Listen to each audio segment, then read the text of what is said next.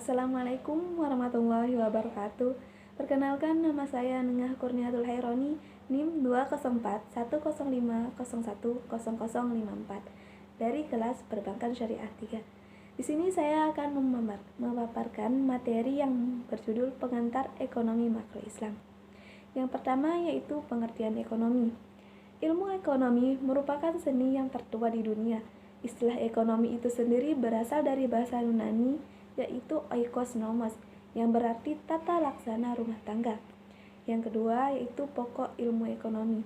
Ilmu ekonomi memiliki beberapa pokok. Yang pertama yaitu ekonomi makro. Ekonomi makro ialah pengetahuan ekonomi yang mempelajari unsur-unsur ekonomi seperti tenaga, modal, alam, serta tindakan ekonomi dari individu atau kelompok. Yang kedua yaitu ekonomi makro. Pengetahuan ekonomi yang mempelajari sel-sel ekonomi secara keseluruhan, seperti pendapatan nasional, produksi nasional, dan investasi nasional. Selanjutnya yaitu sejarah ekonomi makro. Pada tahun 1776, abad ke-18, ilmu ekonomi mulai berkembang dengan ditulisnya buku oleh seorang ahli ekonomi, Adam Smith, yang berjudul In Inquiry into Nature and Cause of the Wealth of Nation. Bagian dari Adam Smith menjadi dasar bagi ahli ekonomi, yaitu Thomas Malthus, David Ricardo, dan John Stuart Mill.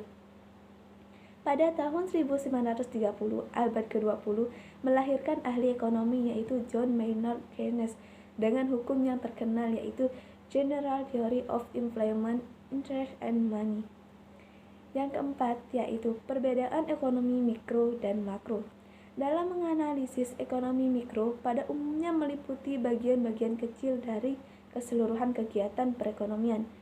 Mikroekonomi lebih menitik beratkan pada analisa mengenai masalah membuat pilihan. Sedangkan dalam ekonomi makro lebih global atau menyeluruh, meliputi perubahan-perubahan keseluruhan dalam kegiatan ekonomi. Selanjutnya yaitu permasalahan dalam ekonomi makro. Yang pertama yaitu masalah pertumbuhan ekonomi. Yang kedua, masalah ketidakstabilan ekonomi. Yang ketiga, masalah pengangguran. Yang keempat, masalah kenaikan harga. Dan yang terakhir yaitu masalah neraca perdagangan dan neraca pembayaran. Selanjutnya yaitu tujuan kebijakan makroekonomi. Yang pertama, menstabilkan kegiatan ekonomi. Yang kedua, mencapai tingkat penggunaan tenaga kerja penuh tanpa inflasi. Yang ketiga, menghindari masalah inflasi. Dan yang keempat yaitu menciptakan pertumbuhan ekonomi yang teguh. Yang selanjutnya yaitu bentuk-bentuk kebijakan makroekonomi. Yang pertama yaitu kebijakan fiskal. Yang kedua, kebijakan moneter. Yang ketiga, kebijakan segi penawaran. Yang pertama yaitu kebijakan fiskal. Kebijakan fiskal meliputi langkah-langkah pemerintah membuat perubahan dalam bidang perpajakan dan pengeluaran pemerintah dengan maksud untuk mempengaruhi pengeluaran agregat dalam perekonomian. Yang kedua, yaitu kebijakan moneter. Kebijakan moneter meliputi langkah-langkah pemerintah yang dilaksanakan oleh Bank Sentral untuk mempengaruhi penawaran uang dalam perekonomian atau mengubah suku bunga dengan maksud untuk mempengaruhi pengeluaran agregat. Yang ketiga yaitu kebijakan segi penawaran. Langkah pemerintah yang bertujuan untuk mengendalikan tuntutan kenaikan pendapatan pekerjaan. Selanjutnya yaitu konsep dasar ekonomi makro Islam. Ekonomi makro Islam adalah ilmu yang membahas permasalahan kebijakan ekonomi secara makro, berupa pengelolaan dan pengendalian sesuai dengan ajaran Islam.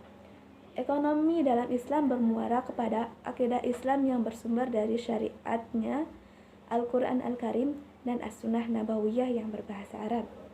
Yang selanjutnya yaitu fikih ekonomi makro Islam. Kajian fikih ekonomi makro merupakan kajian didasarkan atas teori dan sumber-sumber hukum fikih muamalah dalam memberi patokan atau rules kepada manusia dalam bermuamalah. Kajian fikih ekonomi makro dibagi menjadi dua, yaitu fikih riba dan fikih zakat. Mungkin sekian yang dapat saya sampaikan, kurang lebihnya mohon maaf. Wassalamualaikum warahmatullahi wabarakatuh.